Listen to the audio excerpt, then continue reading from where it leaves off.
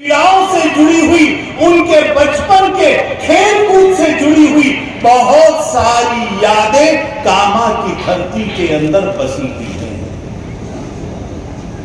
बंधुओं, कामा वो धरती है जहां की पहाड़ियों में पांडवों ने अज्ञातवास के समय पर शरण ली थी, यहीं आकर छिपे थे। कामा वो धरती है जहां पर आज भी वह सरोवर है, वह कुंड है, वो तालाब है जहां यम ने यक्ष बनकर पांडवों की परीक्षा ली। मैं ध्यान दिलाना चाहता हूं उस घटना की। विश्राम कर रहे थे यही कामा की पहाड़ियों में, प्यास लगी। युधिष्ठिर ने सबसे छोटे नकुल को कहा, जाओ जरा देख कर आओ कहीं पानी उपलब्ध है क्या।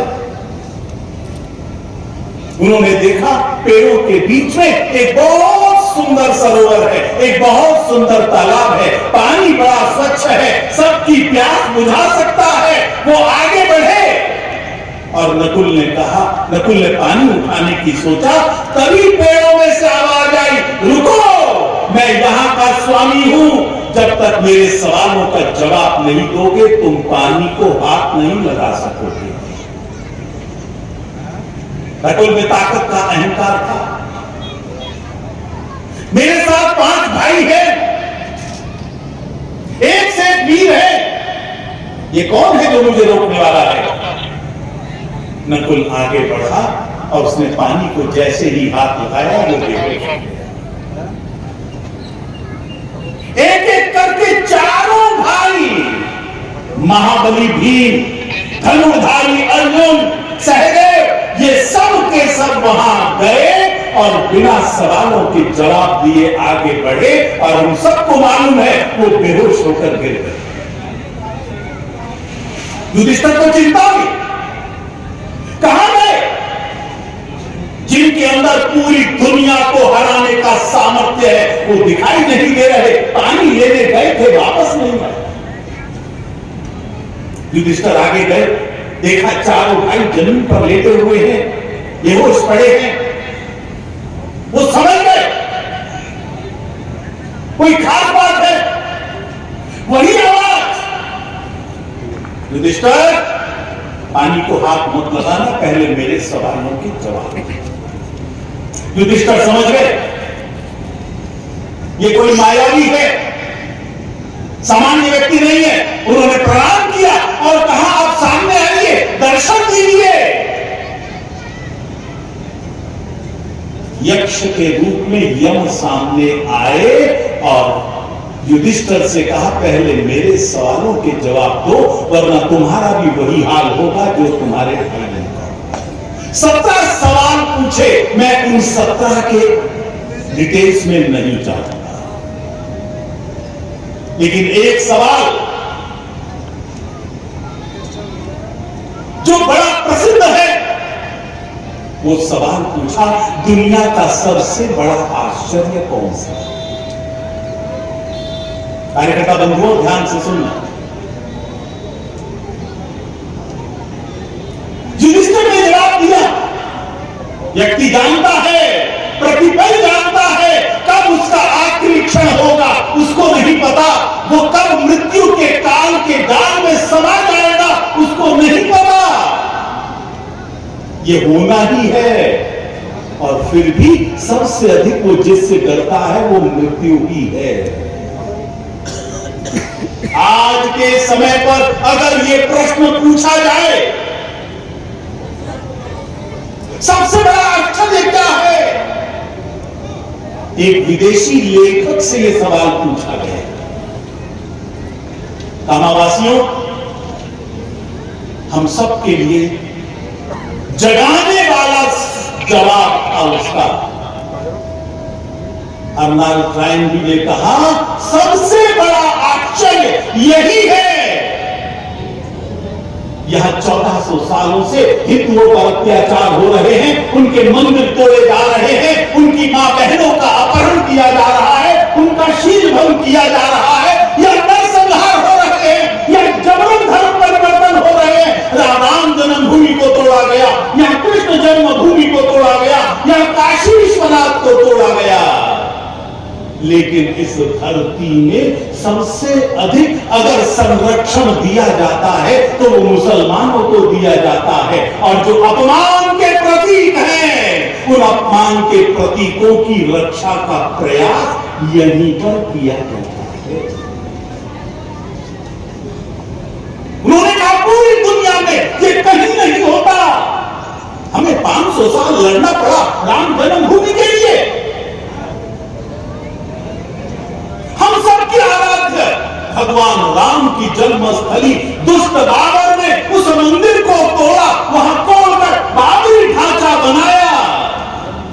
हमें लड़ना पड़ा उसे मुक्त कराने के लिए। मुसलमानों का रास्ता समझ में आता है, अंग्रेजों का रास्ता वो भी समझ में आता है, क्योंकि अंग्रेज इस देश के कोई प्यारे नहीं थे, इस देश के हिंदू समाज के कोई रखवाले नहीं थे, वो भी लुटेरे थे उन्हीं मुस्लिम आक्रमणकारियों की तरह।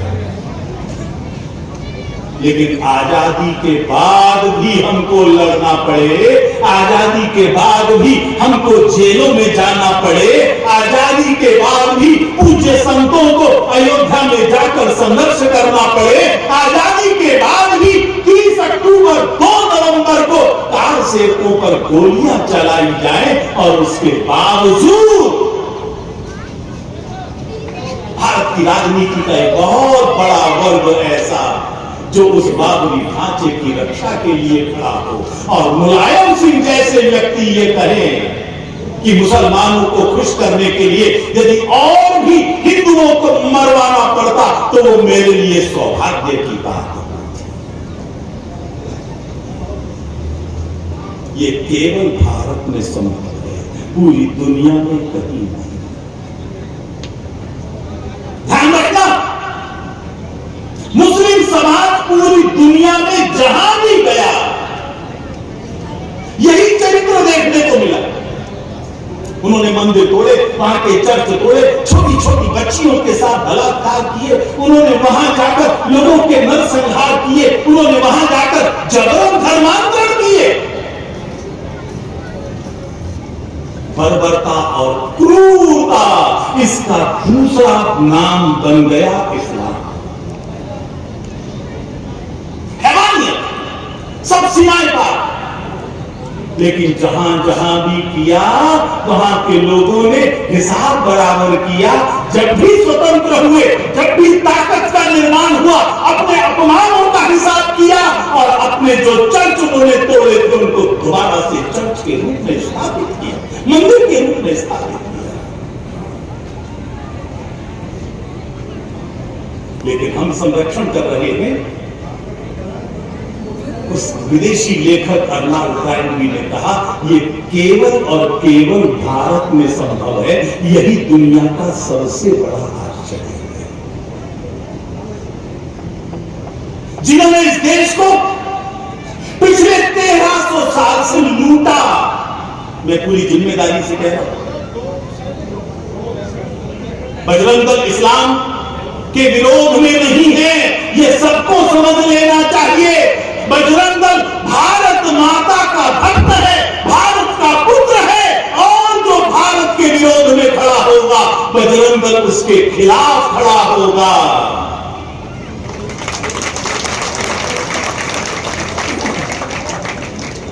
जो भारत के टुकड़े करने का सोचेगा, उसे पहले बजरंग दल के कार्यकर्ताओं से टकराना होगा।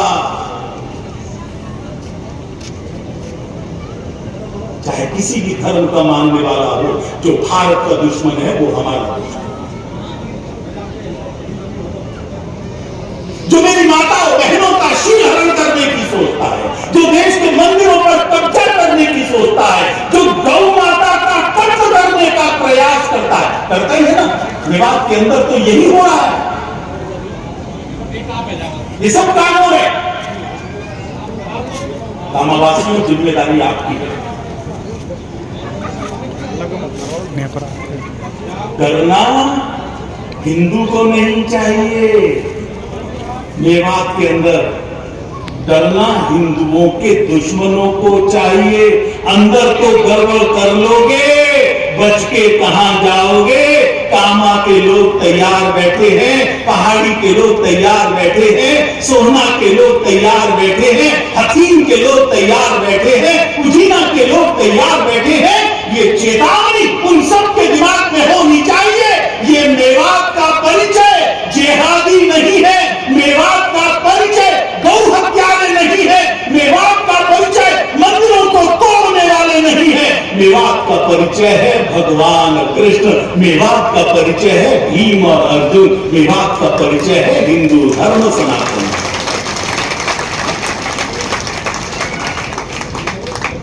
आज यही पहचान हमको दोबारा से लौटानी है। राम जन्मभूमि का मामला सुलझ गया है, कोर्ट के माध्यम से सुना।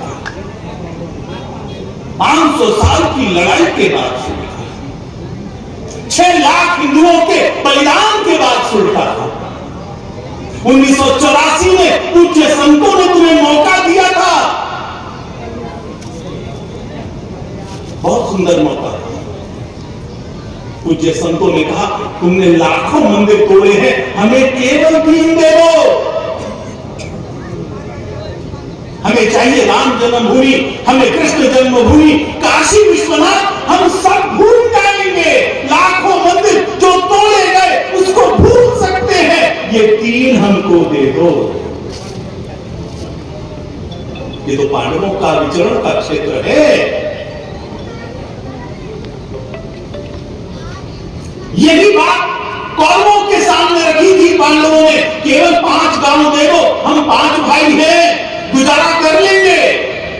कौरव नहीं माने, सुई भर जमीन नहीं दूंगा, ध्यान होगा। परिणाम क्या हुआ? सारा कौरव वंश निर्वंश हो गया, एक एक बच्चा बच्चा समाप्त हो गया। भारत की धरती पर कोई कौरव नहीं बचा। यदि 5 गांव देते तो अपना वंश बचा लेते। धर्म के सामने अड़े, कृष्ण के सामने अड़े, परिणाम क्या हुआ? निर्वंश हो गए, धरती पर से वंश समाप्त। हमने मौका दिया था, ध्यान कर लेना। राम जन्मभूमि तो गई तुम्हारे हाथ से, भव्य मंदिर बन चुका है। कुछ गुंडे जैसे लोग हैदराबाद में जाकर चिल्लाते जरूर हैं कि हमारा दम आएगा तो फिर दोबारा से वहां बाबरी मस्जिद बनाएंगे। अरे तुम्हारा दम निकल जाएगा, तुम राम जन्मभूमि को उंगली भी नहीं लगा।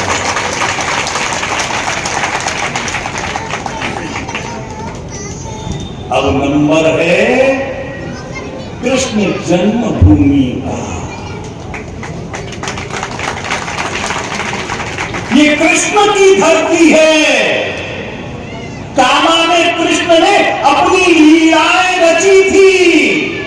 पूज्य संतों की उपस्थिति में आज इस कामा की पवित्र धरती पर हम संकल्प लेते हैं, कृष्ण जन्मभूमि पर भी भव्य मंदिर शीघ्र बनेगा और वहां से दरगाह हट जाएगी। फिर बाबा विश्वनाथ का नंबर है, वहां भी नंदी प्रकट हो चुका है। अरे तुम राम जन्मभूमि पर मौका भूल गए, छोड़ दिया तुमने, अदालत से हमने लिया। ये मौका बार बार नहीं आएगा। मुझे मालूम है तुम नहीं मानोगे, गड़बड़ करोगे, लेकिन तुम्हारी गड़बड़ अब बाधा नहीं बन सकती। ये 1946 नहीं है, ये समझ गए। ये 46 में क्या हुआ था वो बताने के लिए पहले आज की परिस्थिति बताना चाहता हूं।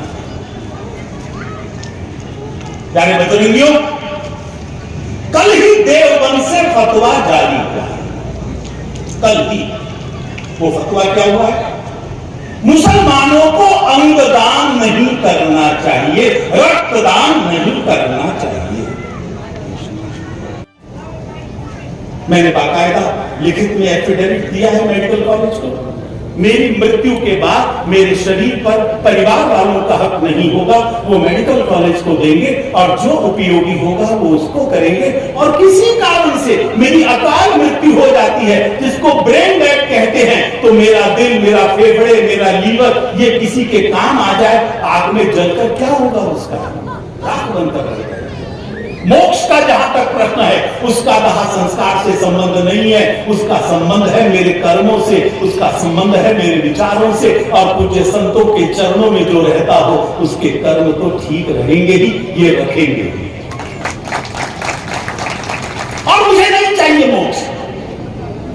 मैं तो फिर चाहता हूं, यदि इस जन्म में भारत को हिंदू राष्ट्र नहीं बना सका तो फिर जन्म लूं, बार बार लूं और भारत को हिंदू राष्ट्र बनाकर ही फिर अपनी इस मोक्ष को प्राप्त करूं। उससे पहले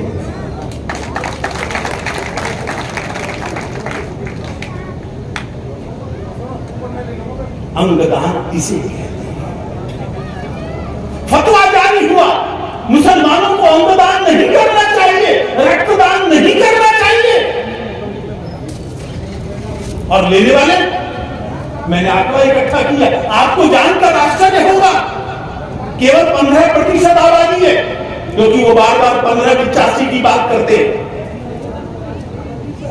वो कहते हैं 1585 पर भारी। अरे लग गए भाई वो दिन, तुमने बार बार देख लिया है। गुजरात में भी देखा, गोधरा में भी देखा, मुजफ्फरनगर में भी देखा, और भी जगह दिखा देंगे। ठीक रहोगे तो साथ रहोगे, वरना हाफ रहोगे और हाफ होते होते साथ रहोगे।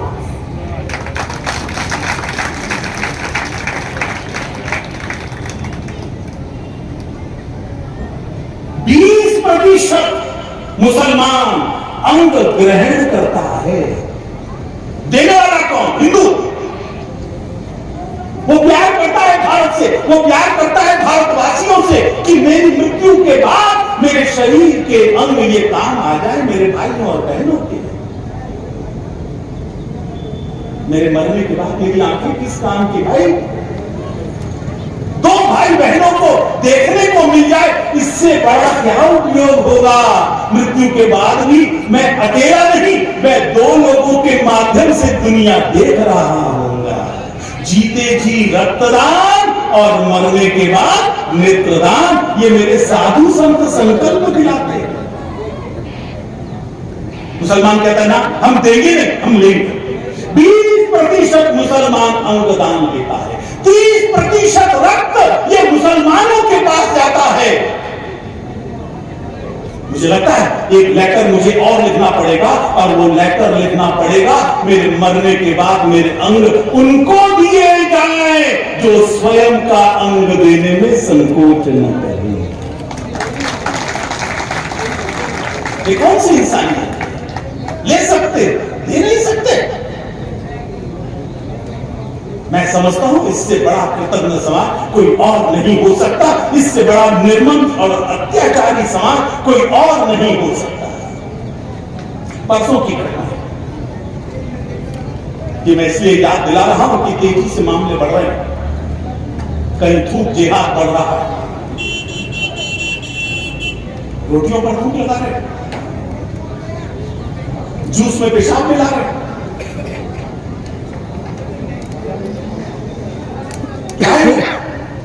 कहां से लाते हो इतनी नफरत, और फिर कहते हो कुंभ में हम दुकान लगाएंगे।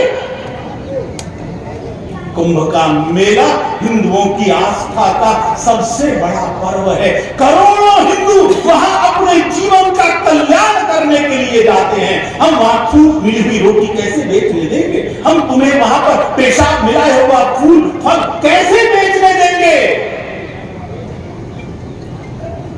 ये स्वीकार नहीं। अरे जब मक्का के 40 किलोमीटर दूर तक किसी गैर मुस्लिम को दुकान खोलने की छोड़ो, प्रवेश की अनुमति नहीं है, मेरे कुंभ के क्षेत्र में थूक जिहाद करने वालों को प्रवेश कैसे दिया जा सकता है? दुकान की तो बात छोड़ो। ये रोजी रोटी के लिए नहीं, ये जिहाद करने की जगह तुम प्रेम जिहाद कर रहे हो। अभी रेल की एक डब्बा पलट गया, हमारे गैस का सिलेंडर रख रहे हो, पत्थर रख रहे हो, जिससे रेल पलट गई। परसों वंदे भारत नाम की ट्रेन के ऊपर पथराव किया गया, एक मुसलमान भी पकड़ा गया, वही कर रहे हैं। फिर कहते हो मदद से ये छोटे छोटे बच्चे जिनके हाथ में किताबें होनी चाहिए, अरे दुष्टों, तुम उनके हाथ में पत्थर पकड़ा रहे हो, क्यों उनको हूरों से मिलाने की जल्दी कर रहे हो? ये बजरंग दल को विचार करना पड़ेगा। हम लोग सोच रहे हैं हर जगह पुलिस सुरक्षा नहीं कर सकती, हमें तय करना पड़ेगा कि रेलवे पटरियों की सुरक्षा कौन करे? समाज करेगा, बजरंग दल करेगा, और किसी प्रकार का जिहाद भारत की धरती पर सफल नहीं होने देगा। और हिम्मत कितनी बढ़ रही है, तरह तरह का जिहाद ही नहीं। महाराष्ट्र में इलेक्शन हो रहा है, हम राजनीति की बातें इस पवित्र मन से नहीं करते, लेकिन जब राजनीति हमारे गर्दन काटने की सोचे, हमें विचार करना पड़ता है। हमने कभी बजरंग दल के मन से नहीं कहा किसको वोट दो किसको नहीं दो। हर व्यक्ति का अधिकार है, हर आदमी समझदार है, राष्ट्र के हित में क्या है वो स्वयं सोचेगा, देश के हित में क्या है वो स्वयं सोचेगा, कौन मेरी बहन बेटी की रक्षा करेगा वो स्वयं सोचेगा, कौन देश की रक्षा करेगा वो स्वयं सोचेगा, कौन जिहादियों के हाथ में बिकता रहेगा और कौन जिहादियों से मुकाबला करके उनको ठिकाने लगाएगा, चाहे बुलडोजर के माध्यम से चाहे अन्य माध्यम से, ये वो सोचेगा, ये हम नहीं सोचेंगे। लेकिन परसों क्या हुआ? उलेमाओं ने 17 मांगे रखी हैं, जिसको कांग्रेस ने और शरद पवार ने हां कर ली है। और बाला साहब ठाकरे का पुत्र, मैं सुपुत्र नहीं कहूंगा, उद्धव ठाकरे मौन स्वीकृति दे रहा है। और वो 15 मांगे क्या है? तुम्हारी सरकार बनते ही तुम मुसलमानों को आरक्षण दोगे, धर्म के आधार पर आरक्षण नहीं दिया जा सकता। गैर समझ, किसी का हिस्सा काटोगे ना, क्या मेरे दलित का हिस्सा काटोगे? क्या मेरे ओबीसी का हिस्सा काटोगे? और काटकर किनको दोगे? जो भारत को काटने की सोचते हैं, उनको 10% आरक्षण चाहिए, ये देने के लिए तैयार है। दूसरा उन्होंने मांग की है विश्व हिंदू परिषद, राष्ट्रीय स्वयंसेवक संघ, इन पर प्रतिबंध लगाओ, और इन्होंने हां कर दी। राहुल गांधी, शरद पवार, तुम्हारी ये औकात नहीं है कि तुम संघ पर और विहित पर, बजरंग दल पर प्रतिबंध लगा दो। ये राज्य सरकार का काम नहीं होता, ये केंद्र का है, और केंद्र में आने के लिए तो अभी तुम्हें बहुत इंतजार करना पड़ेगा। इस जन्म में तो नहीं आ सकोगे। यदि तुम ऐसे ही जलेबी बनाते रहोगे, यदि तुम ऐसे ही सब काम करते रहोगे, तुम जलेबियां बनाते रह जाओगे, कुछ और नहीं कर सकते।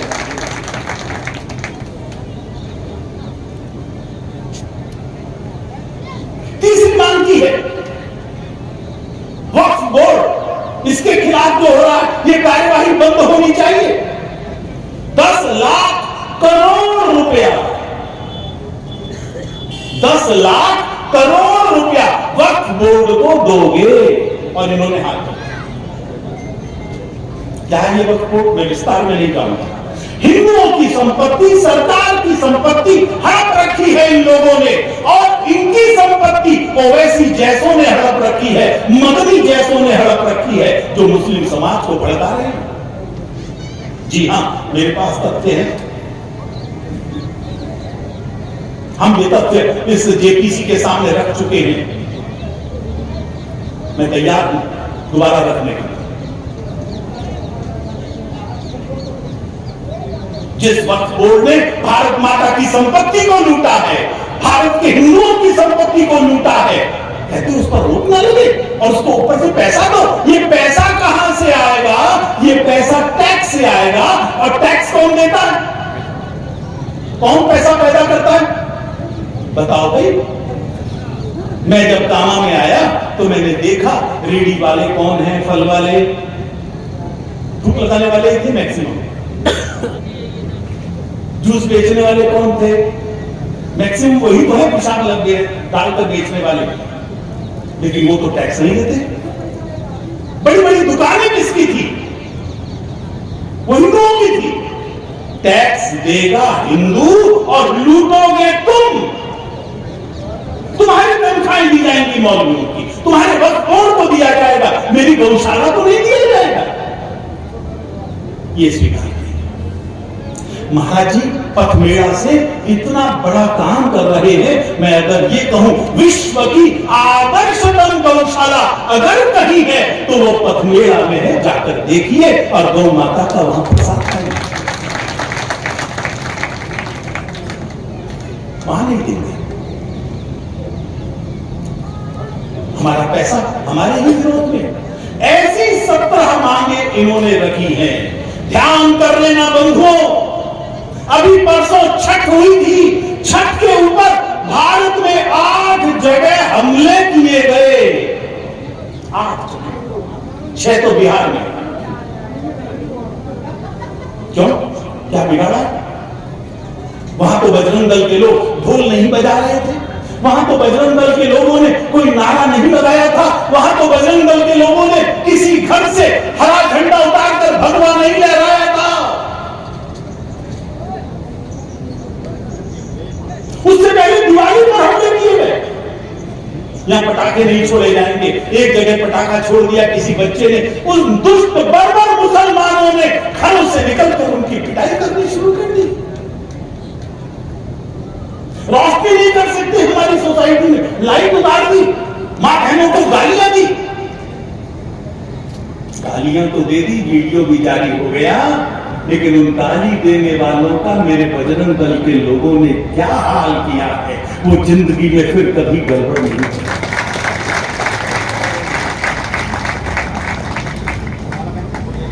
हमारे कार्यकर्ता लिस्ट तैयार कर रहे हैं,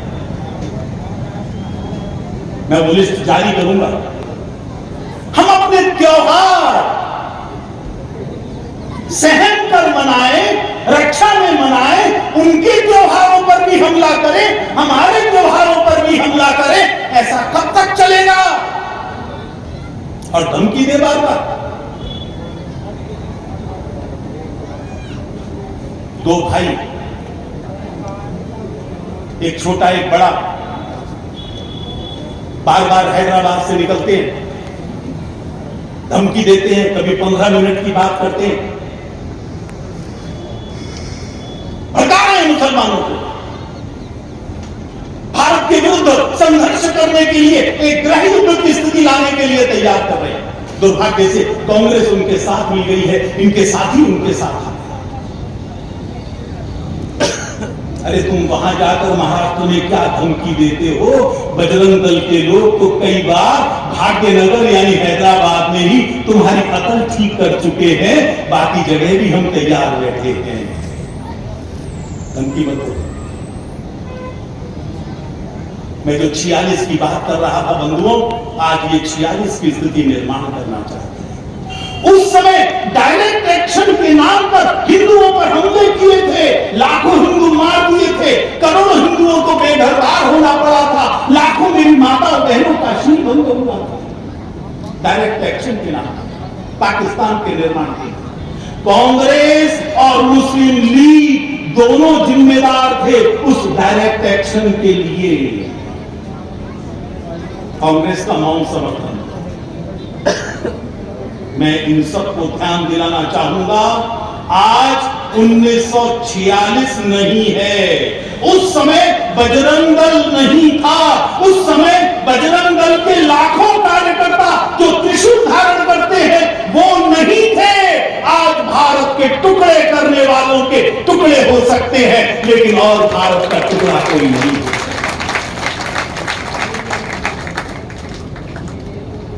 बंधुओं, आपको तैयारी करनी है। हर गांव के अंदर बजरंग दल खड़ा होना चाहिए। अभी कह रहे थे नशे की आदत बढ़ती जा रही है, सही कह रहे थे। मैं अभी पिछले हफ्ते पूर्वोत्तर में था, कुछ कार्यक्रम थे। नशे की आदत इतनी बढ़ गई है, युवा पीढ़ी खोखला हो रही है, पढ़ने के लिए, हायर स्टडीज के लिए कॉलेजेस में नहीं जा पाते हैं, स्कूल में ही नशे में लत लग जाती है और वो आगे पढ़ाई नहीं कर पाते। ये चिंता वहां का समाज व्यक्त कर रहा है। मेरे सामने तथ्य आए और मालूम चला कि वहां की चर्च इस नशे के काम में लिप्त है। मैंने ये बात जैसे ही कही, सारे नॉर्थ ईस्ट का चर्च बिलबिला उठा। मेरे ऊपर मुकदमा करने की बात की, मैंने स्वागत किया। करिए मुकदमा, जो सबूत मेरे पास हैं अभी तक मैं सामने नहीं लेकर आया, जब कोर्ट में जाऊंगा वो सबूत रखूंगा, तुमको नंगा करके दिखाऊंगा। नशे का काम करते हो सेवा के नाम पर। बजरंग दल के लोगों, राजस्थान के अंदर आपको अभियान लेना होगा, पूज्य संतों का सहयोग लेकर नशे के विरुद्ध एक युद्ध ये बजरंग दल को छेड़ना पड़ेगा और नशे से राजस्थान को मुक्त करेंगे, ये हमको संकल्प लेना। लेकिन चर्च भी इस काम में लगा है, धर्मांतरण भी कर रहा है, उधर लव जिहाद भी चल रहा है। मेवात में खास तौर पर जब चाहे लड़कियों को उठा कर ले जाते। मैंने बंधुओं मेवात में वो गांव देखे हैं, जी हां, जहां 50% घरों के अंदर 90% मुसलमान रहता है उस गांव में, लेकिन उनके 50% घरों में एक ना एक हिंदू लड़की उठाकर लाई गई है। अब रोक लगी है कुछ सालों से उन पर, जब से हमने उनकी इस बेहूदगी को सामने लेकर आए हैं, दरिंदगी को सामने। अरे राजस्थान तो वीरों की धरती है, यहां मातृभूमि की रक्षा के लिए जीवन भर का प्रण लिया जाता है। हम घास की रोटी खाएंगे लेकिन इन विधर्मियों की गुलामी को नहीं सहेंगे, मेवात वापस लेकर रहेंगे, ये संकल्प लेने वाले वीरों की धरती है। यहां धर्मांतरण का धंधा खेल नहीं चल सकता। मैं सरकार से मांग करता हूं, धर्मांतरण विरोधी कानून जल्दी लाना चाहिए और इस राजस्थान की धरती को मिशनरियों और मुल्लाओं के चंगुल से मुक्त कराना चाहिए। और ये चादर और फादर का खेल इस पवित्र धरती पर नहीं चलेगा, ये संकल्प हमें लेना है। मैंने अपना भाषण शुरू किया था यक्ष के प्रश्न से। एक प्रश्न उसने और पूछा था युधिष्ठिर से, और वो प्रश्न था कि दुनिया के दुखों का नाश कौन कर सकता है। मैं कहूंगा भारत के दुखों का नाश कौन कर सकता है। भारत के दुखों का नाश केवल और केवल संगठित हिंदू समाज कर सकता है, कोई और नहीं कर सकता। उसी समाज को संगठित करने का संकल्प आप लोगों ने आज त्रिशूल धारण कार्यक्रम में लिया है। अब जाति पाति का भेद दूर होना चाहिए। हमारी पहचान केवल एक है, हम भारत मां के पुत्र और पुत्री हैं, हम हिंदू हैं, हम सनातनी हैं और सनातन अमर था, अमर है और अमर रहेगा। कोई सनातन को समाप्त करने का सोचेगा भी, वो समाप्त हो जाएगा, हमारा कुछ नहीं बिगड़ेगा। अब आपका ये जिम्मेदारी है, अपने जिले में जहां जहां से कार्यकर्ता आए हैं, हर गांव में बजरंग दल खड़ा हो।